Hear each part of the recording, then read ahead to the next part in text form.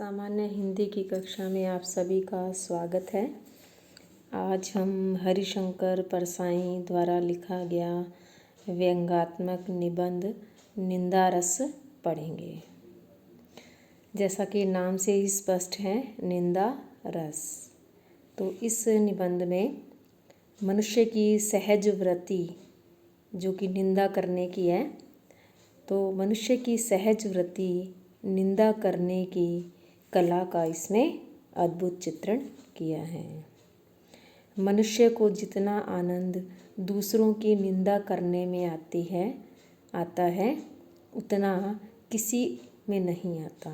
इसीलिए लेखक ने इसका नाम निंदा रस रखा है और साथ ही इसमें मौलिक घटनाओं की कल्पना का भी समावेश किया है।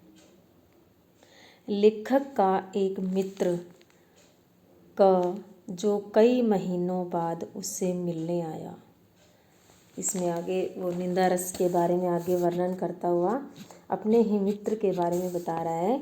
उसको कोई नाम नहीं दिया है, के नाम दिया है कि जो के है उसका मित्र, वो बहुत महीनों बाद उससे मिलने के लिए आया।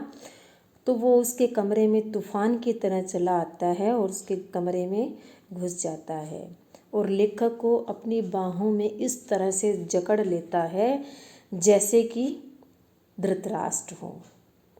उसकी जकड़ने की जो जकड़न थी उसको देख करके लेखक को धृतराष्ट्र की याद आ गई, मानो वह धृतराष्ट्र से मिल रहा हो। उसे ऐसा क्यों लग रहा था? क्योंकि उसका जो मित्र था, उसका जो एक और मित्र था ग, वो उसे उसके बारे में सारी बातें बता चुका था कि वह अपने ससुराल आया था और ग के सामने बैठकर 2-3 घंटे तक उसने लेखक की निंदा की। तो अब वो उससे इस तरह गले मिल रहा है जैसे वह उसे बहुत प्रेम करता है, उसकी बहुत चिंता करता है। तो उसे असलियत तो पता चल ही गई कि उस मित्र के सामने उसने उसकी कितनी बुराई की है। अब वो लेखक के साथ बैठ करके ग की जो निंदा है वो करने लग जाता है। उसकी अभिनयशीलता बड़ी ही अद्भुत है। वो बड़ी ही आत्मीयता के साथ लेखक से मिलता है। अब लेखक को उसका मिलना बड़ा ही खटकता है क्योंकि उसे सच्चाई का पता है।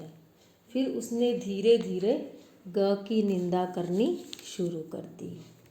उसने ऐसी बातें कही कि मानो ग जो है उस पर ऐसे आरोप लगाए मानो उसका सारा का सारा काला चिट्ठा खोल रहा हो।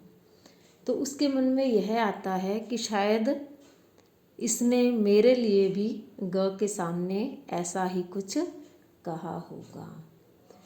आगे इसमें मैं आपको पढ़ के भी सुनाती हूँ। इस निबंध में ग की निंदा आरंभ कर दी। मनुष्य के लिए जो भी कर्म जघन्य है वे सब ग पर आरोपित करके उसने ऐसे गाढ़े काले तारकोल से उसकी तस्वीर खींची कि मैं यह सोचकर कांप उठा कि ऐसी ही काली तस्वीर उसने मेरी ग के सामने खींची होगी। यहाँ से स्पष्ट पता ही चल रहा है कि उस लेखक की जो छवि है उसने ग के सामने कैसी प्रस्तुत की होगी। तो इसके अंदर निबंध में इन्हीं सच्चाइयों को दर्शाया है कि मनुष्य क्या है, ऊपर से तो आत्मीयता दिखाता है। बहुत सारे ऐसे लोग होते हैं जिनको निंदा करने में बड़ा ही आनंद आता है। वे मानो निंदा किए बगैर रह ही नहीं सकते हैं। और निंदा से क्या होता है, ईर्ष्या, द्वेष, ये सब भावनाएं मनुष्य के अंदर आती हैं। निंदा का उद्गम ही हीनता और कमजोरी से होता है। मनुष्य अपनी हीनता से दबता है वह दूसरों की निंदा करके ऐसा अनुभव करता है मानो वह उससे अच्छा है और उसी से उसकी दृष्टि होती है।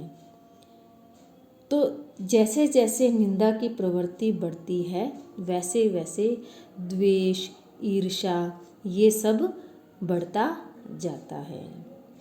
जैसे इंद्र जो है बड़ा ही ईर्ष्यालु माना जाता है क्योंकि वह निठल्ला है। स्वर्ग में देवताओं को बिना उगाए अन्न, बेबनाए महल और बिना बोए फल मिलते हैं। अकर्मण्यता में उन्हें अप्रतिष्ठित होने का भय बना रहता है, इसीलिए कभी मनुष्य से उन्हें ईर्ष्या होती है। देवताओं को मनुष्य से ईर्ष्या होती है, यह बात भी लेखक इसमें कहना चाह रहा है क्योंकि मनुष्य को क्या है, कर्म करना पड़ता है, मेहनत करनी पड़ती है।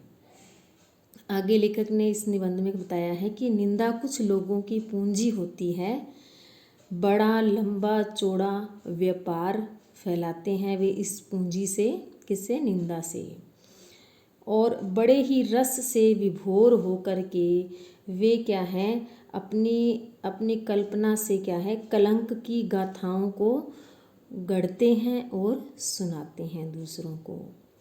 उदाहरण के द्वारा बताया है कि आप इनके पास बैठिए और सुन लीजिए, बड़ा खराब जमाना आ गया है, तुमने फला फला अमुक अमुक अपने चरित्र पर आंख डालकर देखने की इन्हें फुर्सत नहीं होती।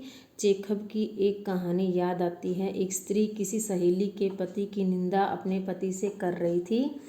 वह बड़ा उचक्का दगाबाज आदमी है, बेईमानी से पैसा कमाता है। कहती है कि मैं उस सहेली की जगह होती तो ऐसे पति को त्याग देती।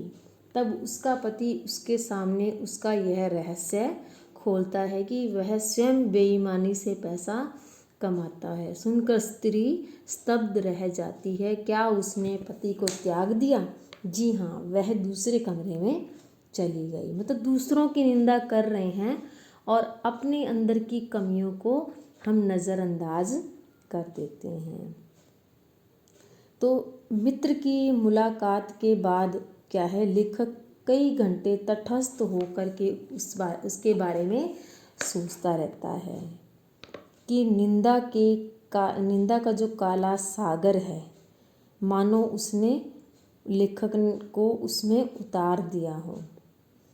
इस निंदा में भी एक बड़ा रस है, इसीलिए सूरदास ने क्या है, निंदा शब्द रसाल कहा है, क्योंकि निंदा करने में लोगों को बड़ा ही आनंद आता है। तो इसी पर व्यंग्यात्मक यह रचना लेखक ने लिखी है। तो इस निबंध के माध्यम से क्या है, निंदा की जो प्रवृत्ति है उसके बारे में बताया गया है कि मनुष्य जो है निंदा किस तरह से करता है और निंदा से ही क्या है, ईर्ष्या, द्वेष, इन भावनाओं का उदय होता है।